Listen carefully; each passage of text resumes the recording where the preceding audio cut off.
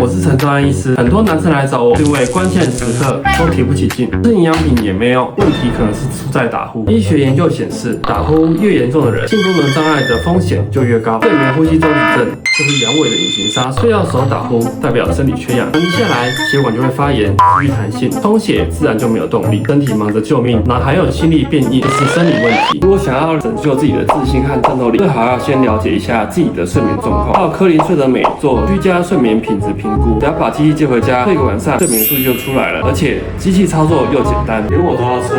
你还在等什么？现在开启贴文连结，把睡眠顾好，以及预约居家睡眠品质评估。